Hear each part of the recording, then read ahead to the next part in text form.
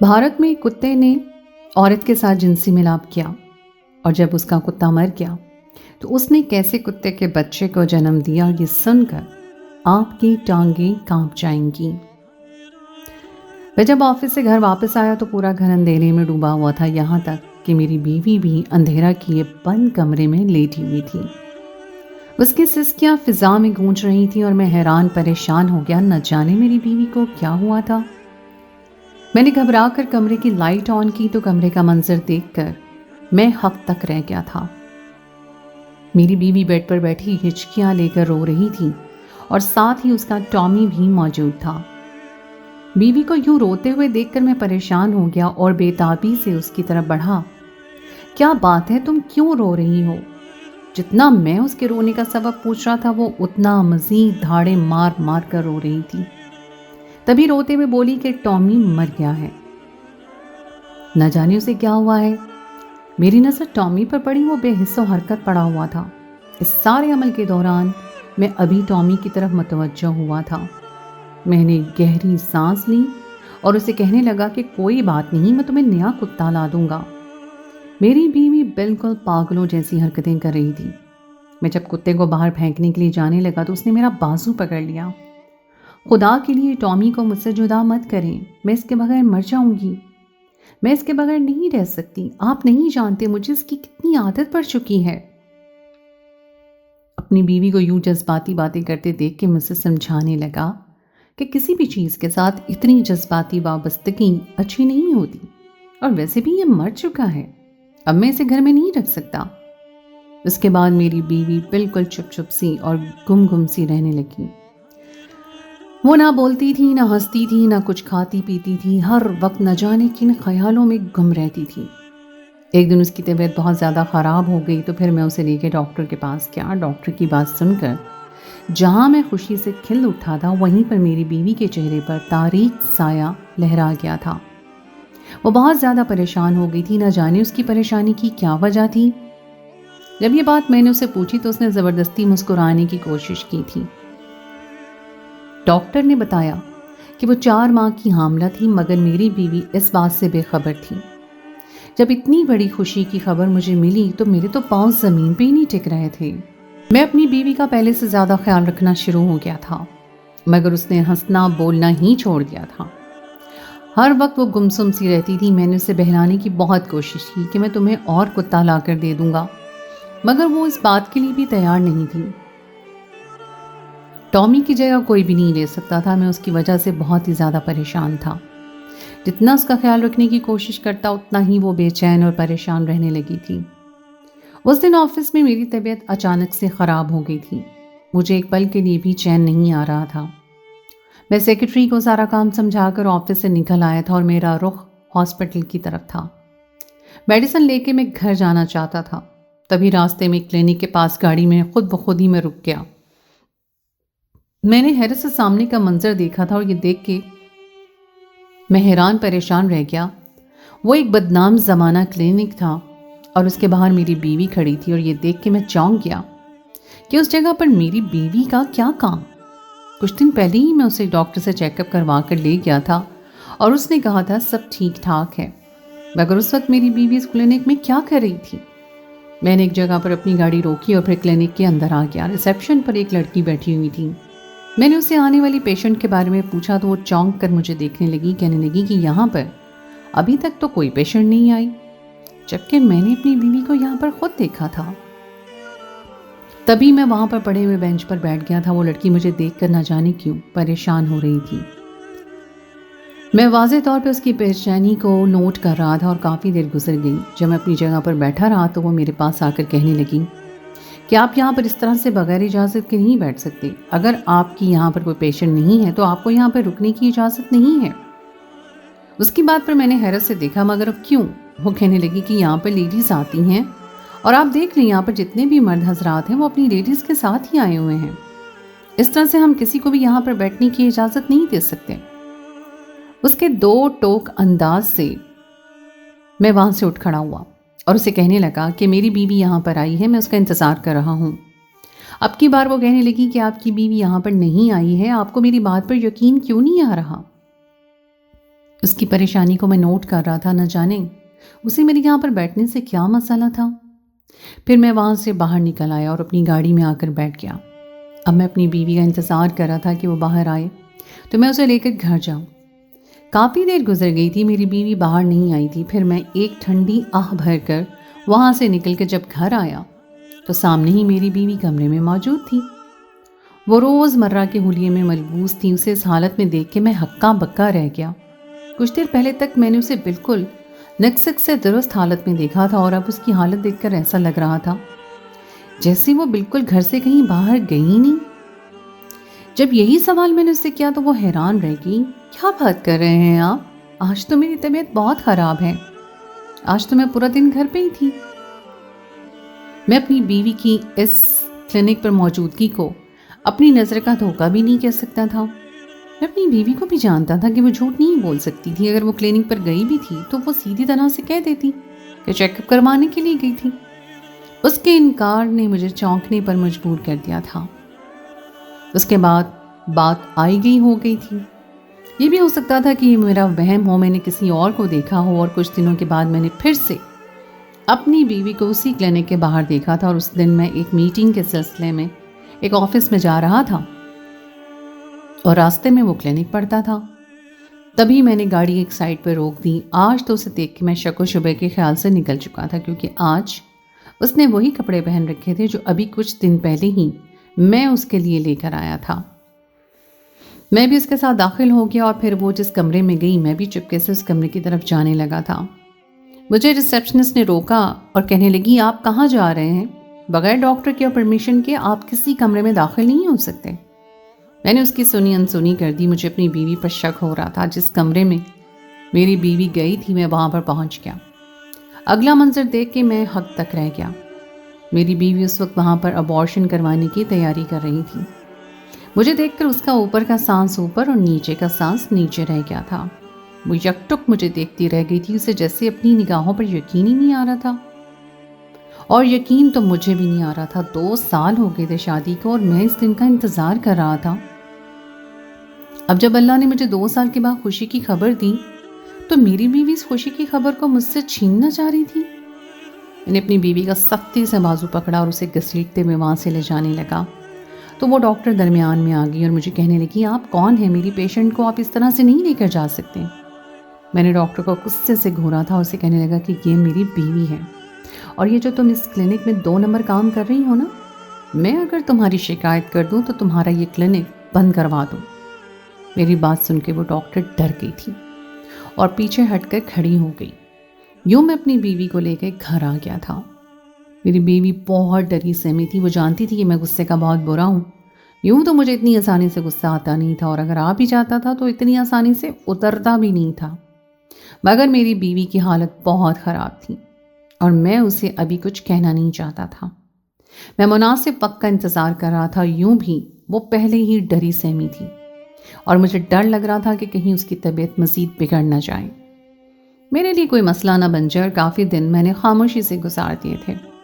پھر اس کی دیکھ بھال کے لیے میں نے ایک ملازمہ کا بندوبست کر دیا تھا۔ وہ ملازمہ پورا دن میری بیوی کے ساتھ ہوتی تھی اور سارا دن اس کا خیال رکھتی تھی۔ اگر وہ کبھی میری بیوی گھر سے باہر جانے کی بات کرتی بھی تو یہ بات وہ ملازمہ مجھے بتا دیا کرتی تھی۔ اس دن کے بعد سے میں نے اپنی بیوی کو اکیلے باہر جانے کی اجازت نہیں دی تھی۔ اسے جہاں بھی جانا ہوتا تھا میری ملازمہ اس کے ساتھ ہی جاتی تھی، یا میں خود اسے لے کر جاتا تھا۔ میں یہ نہیں چاہتا تھا کہ وہ دوبارہ سے ایسا کچھ کرے۔ میں نے اسے ابھی اس بارے میں باز پرس نہیں کی تھی، مگر اس پر میں نے اعتبار بھی نہیں کیا تھا۔ میں چاہتا تھا کہ ایک بار میرا بچہ اس دنیا میں آ جائے تو اس کے بعد میں اپنی بیوی سے یہ سوال پوچھوں گا کہ اس نے آخر ایسا کیوں کیا تھا۔ میری بیوی اب بہت ہی زیادہ چڑچڑی رہنے لگی تھی۔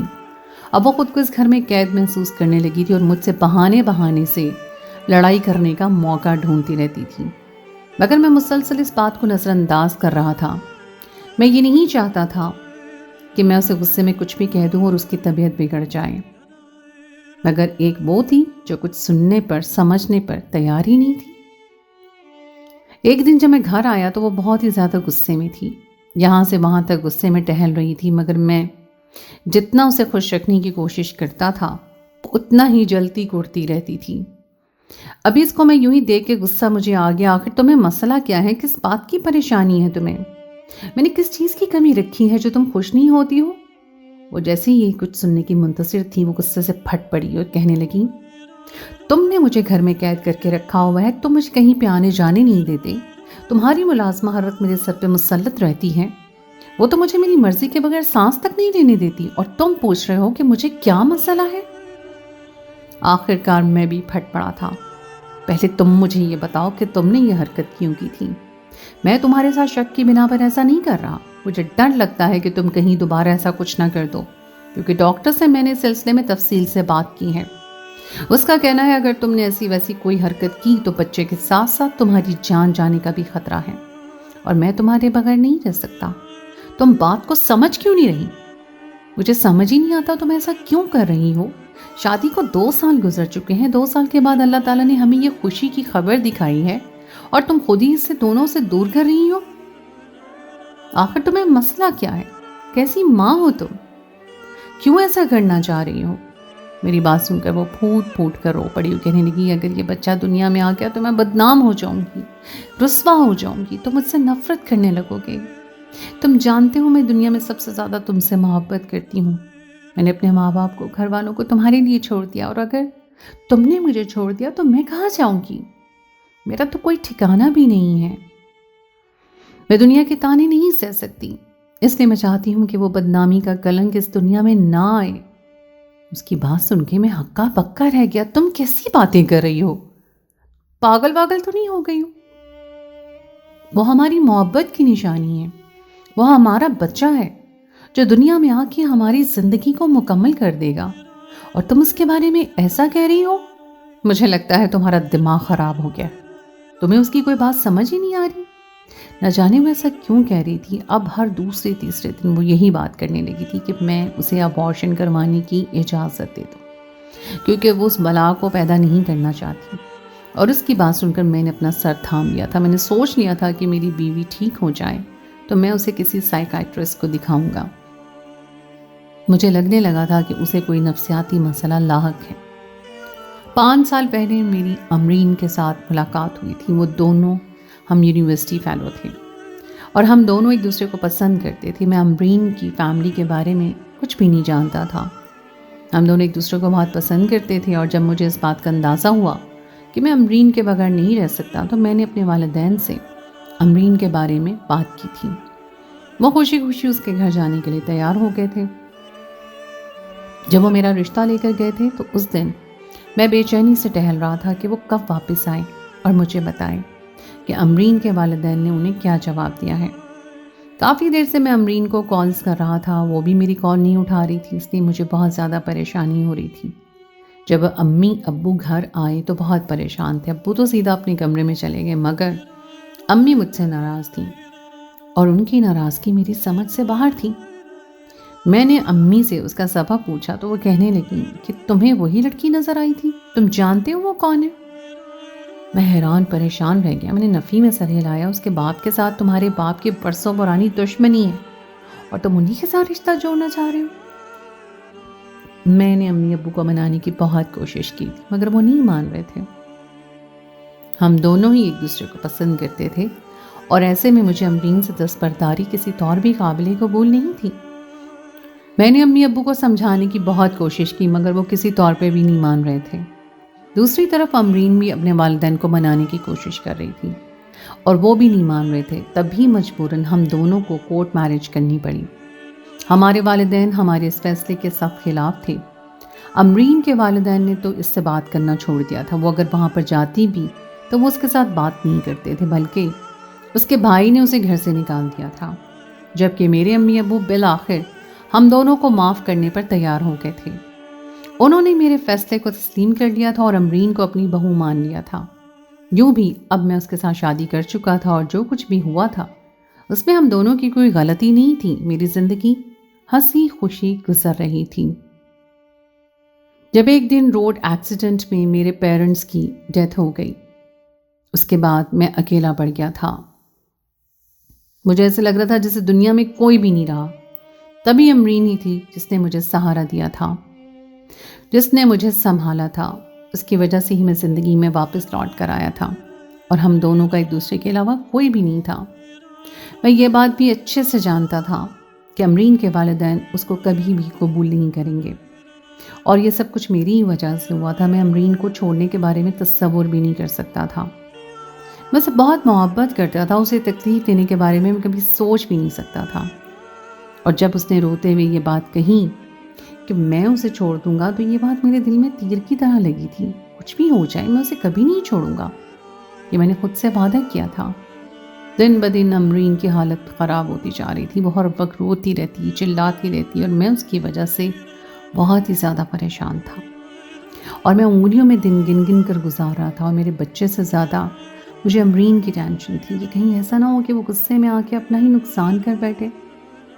اس دن جب امرین درد سے تڑپ رہی تھی، تب میں اسے اٹھا کر ہاسپٹل میں لے آیا۔ ڈاکٹر نے کہا تھا کہ اس کی طبیعت بہت زیادہ خراب ہے، اور اس حالت میں ہمیں نارمل ڈیلیوری کرنا ممکن نہیں ہے۔ حالانکہ اس سے پہلے سب کچھ نارمل تھا۔ ڈاکٹرز کو میں نے آپریشن کرنے کی اجازت دے دی تھی، اور کافی دیر گزر گئی۔ میں ڈاکٹرز کا انتظار کر رہا تھا، یہاں سے وہاں ٹہل رہا تھا۔ ابھی تک ڈاکٹرز نے مجھے بچے کے بارے میں کوئی اطلاع نہیں دی تھی۔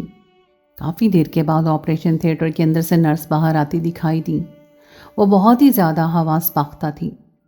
اسے میں نے بلایا، مگر وہ میری طرف سنے بغیر ہی آگے بڑھ گئی تھی۔ میں حیران پریشان تھا، اس صورتحال کو دیکھتا رہ گیا۔ اچانک سے کیا ہوا تھا؟ پھر تھوڑی دیر کے بعد وہاں سے ایک ڈاکٹر باہر آئی، تو میں نے اس سے امرین اور بچے کے بارے میں پوچھا، تو وہ کہنے لگی آپ کی بیگم ٹھیک ہیں، تھوڑی دیر کے بعد اسے روم میں شفٹ کر دیا جائے گا۔ اس نے بھی بچے کے بارے میں کوئی بات نہیں کی تھی۔ اب میں ہکا پکا ہو گیا تھا، نہ جانے کیا بات ہوئی تھی۔ میرے بچے کو کوئی نقصان تو نہیں پہنچ گیا تھا؟ مگر کوئی بھی مجھے کچھ نہیں بتا رہا تھا۔ اب تو میں صحیح معنوں میں حواس باختہ ہو گیا تھا۔ امرین کو روم میں شفٹ کر دیا گیا تھا، اور پھر بالآخر جب میری برداشت جواب دے گی تو میں نے ڈاکٹر کے سامنے ہاتھ جوڑ دیے تھے۔ اسے کہا کہ خدا کے لیے مجھے میرے بچے کے بارے میں بتائیں۔ وہ کافی دیر میرے چہرے کی طرف غور سے دیکھتا رہا، اور پھر میرا ہاتھ پکڑ کر وہ ایک کمرے میں لے گیا، اور جو کچھ اس نے مجھے دکھایا اسے دیکھ کے میرے منہ سے چیخ نکل گئی، کیونکہ وہ بہت عجیب و غریب مخلوق تھی۔ اس کا سر تو انسان کا تھا، مگر باقی دھڑ کتے کا تھا۔ یہ دیکھ کر میں بہت ڈر گیا تھا۔ ڈاکٹر سے پوچھنے لگا کہ یہ کیا ماجرا ہے۔ ڈاکٹر نے لا علمی کا اظہار کیا اور کہنے لگا کہ میں اس پہ ریسرچ کر رہا ہوں، جلد ہی میں آپ کو بتاؤں گا کہ یہ کیا معاملہ ہے۔ میں الجھا بکھرا ٹوٹا سا کمرے میں آیا تو امرین نے مجھ سے ایک بار بھی اپنے بچے کے بارے میں کوئی سوال نہیں کیا تھا۔ وہ بالکل خاموش تھی، گمسم تھی، خاموشی سے چھت کو گھورے جا رہی تھی۔ اس کا رویہ میری سمجھ سے باہر تھا۔ وہ ماں تھی، کم از کم اسے ایک بار تو اپنے بچے کے بارے میں پوچھنا چاہیے تھا۔